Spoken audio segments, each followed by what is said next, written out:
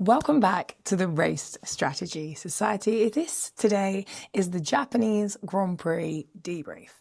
Now, there's a saying, we did the Japanese Grand Prix preview where we spoke about the samurai Musashi. I hope I said his name correct. And he said, you can only fight the way you practice. Now, he wrote those words a long time ago, 1640s, I think, but a few hundred miles south of Suzuka, but they could have been written for a Formula One pit wall. You prepare, you rehearse, you simulate, and when the moment comes, you either trust your work or you don't. On Sunday at Suzuka, only one team properly trusted their work, and this is why we are here. Welcome to the Race Strategy Society. I am Ruth Buscombe, and let's get into it. Right, so if you're new to race strategy, this is a race trace, and it's the single most important tool in a strategist's kit. We build them before the race, we make them from simulation, we take everything we know, tyre degradation models, fuel loads, pit loss estimates, traffic scenarios, and we project how the race might unfold. During the race itself, we're going to update that live in real time with both observed data, come through programmatically, and then we're going to project again what we think is going to happen for the rest of the race. We use that to help us make decisions. And after the checkered flag, it is our forensic record, basically. It's the picture that tells 1,000 words and the story of what happened in the race and what we can learn from it. It shows who's fast and when, who made the decisions at the right moment and who did not, and crucially, when the race was won and lost. Now, if we look at the convergence around lap 22, that is the safety car compressing the field after Ollie Behrman's crash. So glad he's okay. Everything before it is a chess game. Everything after it is the consequence. And the central question for this debrief, which is what we're going to do today, not was Antonelli faster? We know he was. The question is, why did McLaren hand Antonelli the easy win, right? So Piastri led from lap 1, phenomenal start, his pace was immaculate. On laps 14 to 17, while everyone else is degrading on those tyres, he posted 95.095, 94.905, 94.885, 94.916. That is not a tyre going off. That is driver in total control. If anything, getting faster. So there wasn't a tyre cliff and there was no emergency from the information we have as to why he needed to box. Behind him, the order was Russell, Leclerc, Antonelli, Norris, Hamilton. Antonelli sat in P4, the man that was on pole. He's stuck in the train with Charles ahead and Russell ahead of him. He has no way to show his true pace. Mercedes knew this. They were watching and they were waiting. Then, lap 16, McLaren Blink. They bring Lando in. The stated logic is sound on paper, right? So he clears the traffic, he can take a pit stop, and he can get onto fresh rubber, chase the undercut to try to make positions on the Ferrari in front and on Antonelli. He drops to P8, but that's part of the sequence, and slots in 0.8 seconds ahead of Ocon, the car they were trying to clear. Tick, job done for the second car. But here's the thing, was there any need? If you look at it from a team perspective, Lando's pace from lap 11 to lap 15 averaged 95.482 seconds. His laps 5 to 10 average was 95.2. That's a drop-off of about a quarter of a second per lap. It's not nothing, but it's not a crisis either. Compare that to Piastri, who's actually getting faster. Now, Ferrari react the very next lap. Charles boxes on lap 17 to cover the Norris undercut. Standard operating procedure, so far so predictable. But this is where the race pivots. Mercedes, P4 with Antonelli, do not react. When a team has cars running in P3, P4, and they choose not to cover the undercut from behind, this tells you as a strategist one thing. They have pace. They are not worried, they are sitting on something.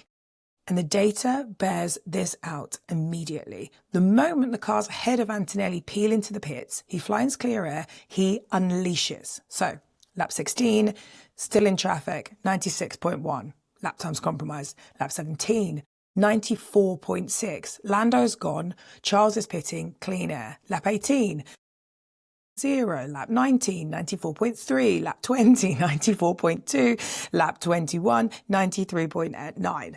93.9 on old tyres.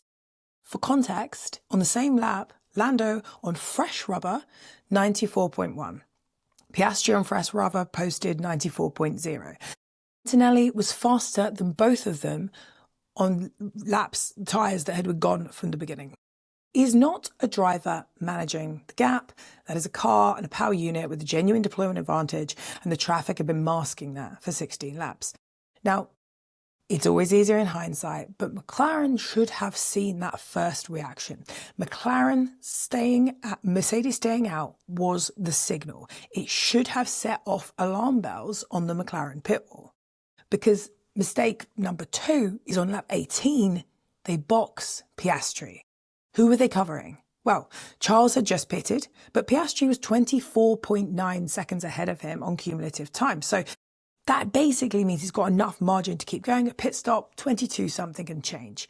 There was no universe in which Charles was going to be undercutting Piastri on that lap. George is still out on old tyres, but he's 3.2 seconds behind Antonelli, not Piastri. So who exactly was the threat?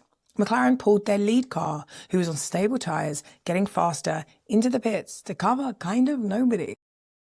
And here is the critical evidence. Look at that race trace in the first pit window and count how many positions were made by cars trying to undercut. 0. Lando pits lap 16, he drops from P6 to P8, Behrman pits the same lap, Charles pits lap 17, drops from P5, Colapinto covers, Piastri pits lap 18, Lindblad covers, everybody's covering everybody. It's a cascade of pit stops and not a single driver gained a position through any of them. They're all just covering because the power of the undercut is not strong enough to dominate what's going on in terms of paces there. This is what I call a crescendo effect, right? One team blinks, the next is going to cover. And that's fairly standard. You can lock in a position. It made sense for those midfield cars to lock it in. They can't go forward, they can't go backwards. You box, you lock it in. You know, half the grid is going to cycle through this. Meanwhile, the teams that keep their nerve are sitting at the front of the race with clean air and track position. This is what makes this race so strategically fascinating. The 3 front-running teams each took a completely different approach. Ferrari, now they split strategy. They played both sides. They boxed Charles on lap 17 to cover Norris, but kept Hamilton out on the same logic that Mercedes used with Antonelli. For me, that's smart, pragmatic. P3 for Charles. They weren't in a position where they had the car that they thought they could win the race. They covered both. I like that. Now, Mercedes, for me, brilliant, bold, calculated patience. They kept both cars out. They kept Antonelli out, trusted their pace, and only brought Russell in at the last very possible moment. And what do I mean by that? This is the detail I love. Charles's gap to Russell on lap 21 was 22.4 seconds. The green flag pit stop loss is about 22 seconds, right? So Mercedes are within 3/10 of losing a position if they wait one more lap. They took every single bit of margin before pulling the trimmer. That is a pit wall operating at the absolute limit. So yes, the safety car did come 20 seconds later, but it was smart to cover. He was losing. Meanwhile, Antonelli's gap to Charles, 22.6 and growing, right? That's the key. The overcut was working. Antonelli's been faster than his teammate, faster than anybody else all weekend. Mercedes didn't need to worry because the car itself was doing the talking. Now, McLaren, they got caught in the cascade. And look, it is always easier in hindsight, but they triggered the pit cycle with Lando and they followed it up by boxing Piastri to cover a threat that was not really there. Everyone on a pit wall has been in that situation where the sequence of decisions makes sense in the moment, but the cumulative effect takes you somewhere you did not want to be. And to me, it feels like one of those days. With Piastri boxed on lap 18, Antonelli inherited clean air behind Russell. He closed on Russell faster than everybody. 3.2 seconds on lap 18, 2.6 on lap 19, 2.3 on lap 20, half a second a lap, both on tyres that were old. By lap 21, Antonelli passed him for P1 and track. Behrman crashes, thankfully he's okay, safety car. Antonelli pits takes that safety car on lap 22. He loses around 10.5 seconds instead of 22 seconds under green, which means that he comes out in P1. Hamilton, still out on old tyres with the same patience strategy, also pits out alongside him, comes under out P2. Restart, everything else then happened afterwards. Mercedes kind of looking out the front row. Restarts P2 once the field checks out. But here's the kicker. He's there for the remaining 25 laps and he couldn't pass Antonelli. Not once. In fact, he couldn't get close to him. And this is how hard it is to overtake Suzuka. And that is how strong the Mercedes was in the high-speed sections. Had Piastri stayed out until lap 21, he would have been fighting for P1 at the restart instead of condemned to follow. Now, let's be honest here, even in the best case scenario where Piastri stays out and pits under the safety car, could he have won? I think not. But that doesn't change the decision-making process. And to understand why I say I think not, let's look into the telemetry. Antonelli posted a 32.4 when Piastri's 32.9. That's about 0.6 seconds of an advantage on one of the laps after the safety car. You can look at several of them. We try to compare like-for-like laps. When we look at where it is, it's coming from the high-speed sectors. Antonelli is faster through the entire S-curve complex through 130R and down the main straight where the Mercedes clocked 3.12 to McLaren's 3.09.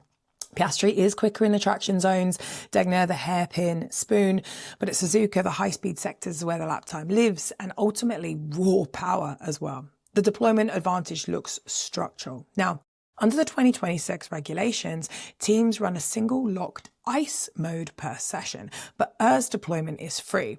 This is where the performance gap lives now. Mercedes appear to be running a battery harder through the high-speed phases. Worth noting as well, the FIA's engine convergence mechanism means that if any manufacturer advantage extends over 2%, the others get an additional development token to close the gap. Whether Mercedes are above or below that line is the quiet conversation that is happening in the background. So, could Piastri have held Antonelli off? Probably not for 25 laps. But the race that proved at Suzuka is that track position is everything. The top two were locked from the restart to the flag. And if Piastri restarts level ahead, the conversation is a really, really different one. Now, one more thing, and this might be the most interesting observation of the young season so far. All three races in 2026 have been won by a Mercedes that pitted under a safety car. Now, here, look at the gap to the first non-Mercedes car. Australia, Russell wins, Charles 15.5 seconds back. China, Antonelli wins. Hamilton in the Ferrari again, 25.3 seconds back. Japan, Antonelli wins. Piastri, 13.7 seconds back. Coincidence? No, not in my opinion. Mercedes are not trying to win by the smallest margin possible. They are trying to win by enough that nothing can take it away. Stay out, build the gap, take the free stop, control the restart. McLaren, by contrast, had already committed their lead car before the safety car window opens. When the opportunity arrived, Piastri was not in a position to benefit. Strategy is always about risk versus reward. Mercedes took calculated risk. They have a car that makes that easier to do. Let's say that. Ferrari hedged both ways. I like that. And McLaren got caught in the sequence. The decision to pit Lando on lap 16, debatable, but defensible. I remember being the strategist on the car that was normally running second at Ferrari, and there was often a conversation about not causing a chain of events that would ultimately end up putting a car that could win the race into a difficult position. I don't know if those conversations happen on every single pit wall, haven't been on the wall. But it's certainly something when even I was running in Alfa Romeo, we'd have to talk about whether or not a trail car could start a chain of events, pulling the race into a two-stop when we wanted to make it a one-stop, and trying to understand how one car behind could cause a series of effects that could impact adversely the car in front. Don't be the car that starts the series of events that means your lead car can lose a position. And let's be honest, it was a really tight one.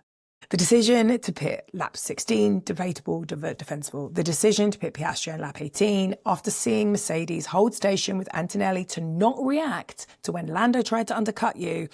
For me, that's the one that stands out more. It was a moment to pause, to read the room and to trust the tyres. Now, these are all some of the best strategists in the business. Every pit wall has days where a sequence of reasonable decisions add up to the wrong outcome. And to me, this just looks like one of those days. The learning: when a team with the fastest car does not react to your pit stop, do not make another one. They are telling you something and you should listen. Thank you so much for listening to this debrief. Please do like and subscribe to the channel. It does really make a difference. We've now got a bit of a break here, so please do add into the comments anything you'd like me to go through, deep dive in this 5-week gap. Strategy lessons, insights from behind the pit wall. I want to know what you want to hear. Thank you very much for listening.